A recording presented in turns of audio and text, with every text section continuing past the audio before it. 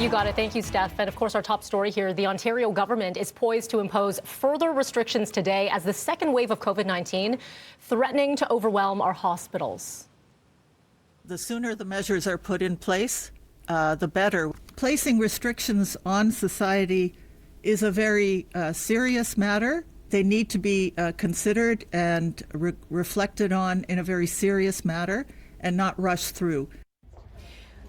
Premier Ford is expected to make the announcement today, also warning of these shocking new modeling numbers. Government sources saying that an overnight curfew has not been recommended by public health officials, as we've told you. Doctors, however, are ringing the alarm bells, saying that hospitals could soon face some very tough decisions.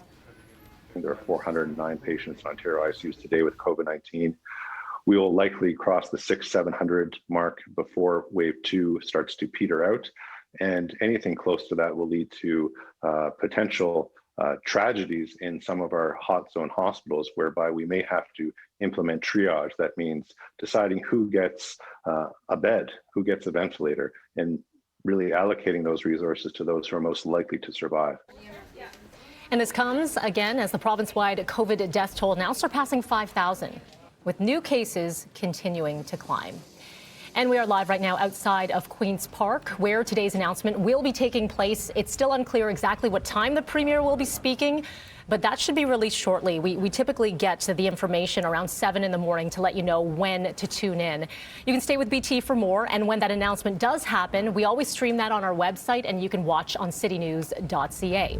Now, as we wait for the news from the province, the City of Toronto and its Chief Medical Officer of Health are calling on the Ford government to ensure that all workers in Ontario have access to 10 paid sick days during this pandemic. The data is clear.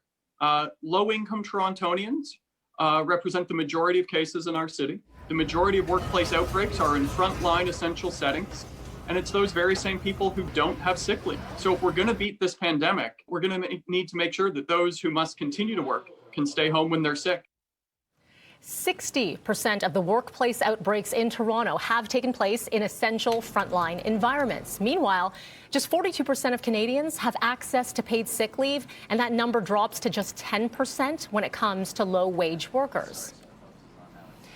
So as we now know, there are no curfew plans yet for here in Ontario, but in Quebec, the first night of a month-long curfew began on Saturday as that province tries to control the spread of the virus. Sarah Rainville now has an update from how it's all going in Montreal. Quebec COVID-19 deaths and hospitalizations continue to surge as case numbers hit an all-time high. Premier François Legault imposing a province-wide curfew and new lockdown measures that will last for 4 weeks.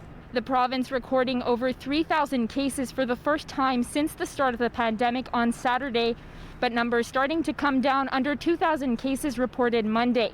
Experts say a full week's worth of lower cases needs to be seen to see any real improvements.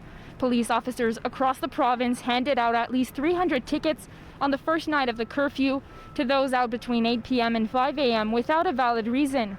Fines ranging between $1,000 and $6,000.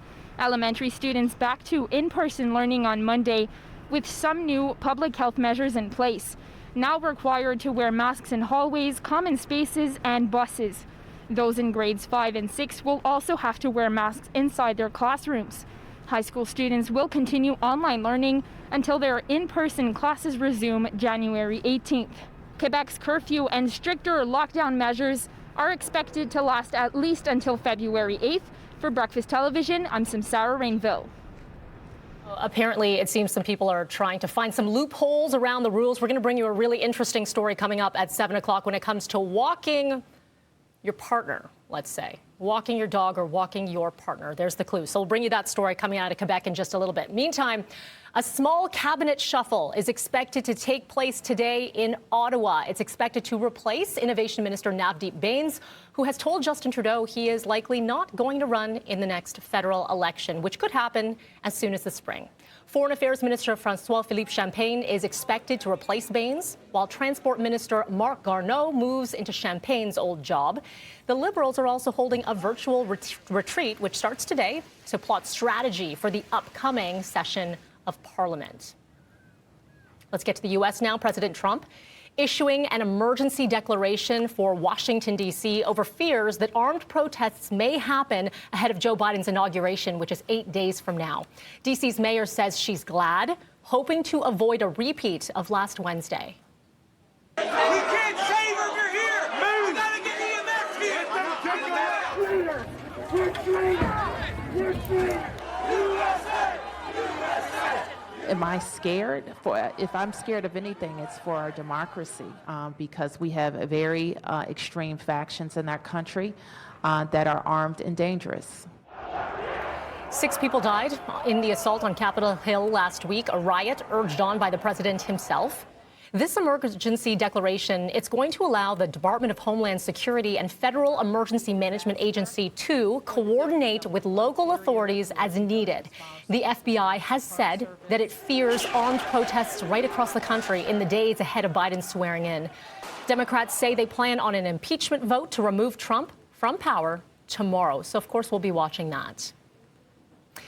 Now, back here at home, physicians across the province are supporting efforts to vaccinate our most vulnerable. Coming up at 7:30, we're going to have a conversation with a doctor who just administered vaccines at a Peel long-term care home this past weekend. Why the loss of his father from this horrible virus inspired him to give back to his community. We're also going to talk about the stress that EMS frontline workers are undergoing right now. And coming up next in business, is the pandemic making us rethink where we want to live? Yes, a new RBC report suggesting just 14% of people would consider buying in a metropolitan area.